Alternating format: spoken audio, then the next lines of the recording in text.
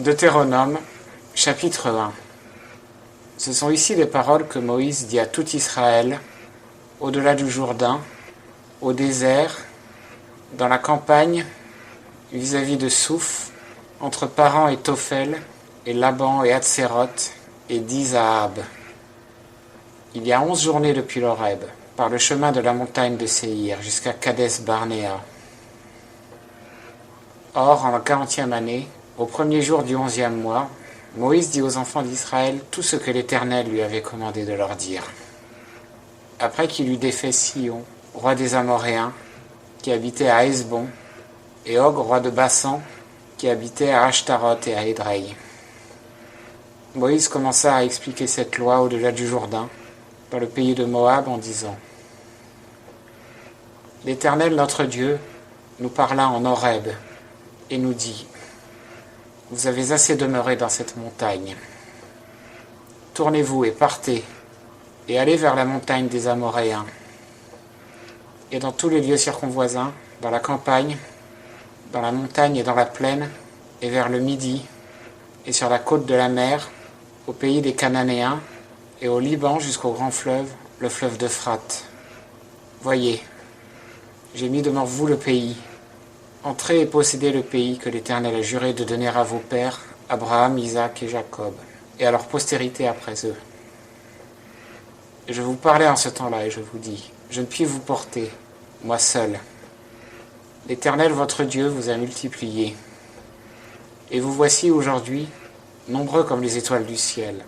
Que l'Éternel, le Dieu de vos pères, vous fasse croître encore 1000 fois autant, et qu'il vous bénisse comme il vous l'a dit. Comment porterai-je moi seul vos peines, vos fardeaux et vos procès ? Prenez dans vos tribus des hommes sages, intelligents et connus, et je les établirai chefs sur vous. Et vous me répondîtes et dites : Il est bon de faire ce que tu as dit. Alors, je pris les chefs de vos tribus, des hommes sages et connus, et je les établis chefs sur vous, gouverneurs de milliers, de centaines, de cinquantaines et de dizaines, et officiers dans vos tribus. Et je commandai à vos juges en ce temps-là en disant : Écoutez les différends qui sont entre vos frères, et jugez avec droiture entre l'homme et son frère et l'étranger qui est avec lui. Vous n'aurez point égard à l'apparence de la personne dans le jugement. Vous écouterez le petit comme le grand. Vous ne craindrez personne, car le jugement est à Dieu. Et vous ferez venir devant moi la cause qui sera trop difficile pour vous, et je l'entendrai. Et je vous ordonnai en ce temps-là toutes les choses que vous deviez faire. Puis nous partîmes d'Horeb, et nous marchâmes par tout ce grand et affreux désert que vous avez vu, dans la direction de la montagne des Amoréens, ainsi que l'Éternel notre Dieu nous l'avait commandé. Et nous vînmes jusqu'à Kadès Barnéa. Alors je vous dis, vous êtes arrivés jusqu'à la montagne des Amoréens, que l'Éternel notre Dieu nous donne. Vois, l'Éternel ton Dieu met devant toi le pays. Monte, prends-en possession, comme l'Éternel, le Dieu de tes pères, te l'a dit. Ne crains point, et ne t'effraie point. Et vous vous approchâtes tous de moi et vous dites : Envoyons devant nous des hommes qui explorent pour nous le pays, et nous rendent compte du chemin par lequel nous monterons, et des villes où nous devons aller. Et ce discours me plut. Et je pris 12 hommes d'entre vous, un homme par tribu. Et ils se mirent en chemin, et montèrent vers la montagne, et vinrent jusqu'au torrent d'Eshcol, et explorèrent le pays. Et ils prirent dans leurs mains du fruit du pays, et nous l'apportèrent. Et ils nous rendirent compte et dirent : Le pays que l'Éternel notre Dieu nous donne est bon. Mais vous ne voulûtes point y monter, et vous fûtes rebelles au commandement de l'Éternel votre Dieu. Et vous murmurâtes dans vos tentes, et vous dites : C'est parce que l'Éternel nous haïssait, qu'il nous a fait sortir du pays d'Égypte, pour nous livrer entre les mains des Amoréens, pour nous exterminer. Où monterions-nous ? Mon frère nous ont fait fondre le cœur en nous disant : C'est un peuple plus grand et de plus haute taille que nous. Ce sont des villes grandes et fortifiées, jusqu'au ciel. Et même nous avons vu là des descendants des Anakim. Mais je vous dis, n'ayez point peur, et ne les craignez point. L'Éternel, votre Dieu, qui marche devant vous, combattra lui-même pour vous, selon tout ce qu'il a fait pour vous, sous vos yeux, en Égypte, et dans le désert, où tu as vu que l'Éternel, ton Dieu, t'a porté, comme un homme porte son fils, dans tout le chemin que vous avez fait jusqu'à ce que vous soyez arrivés en ce lieu.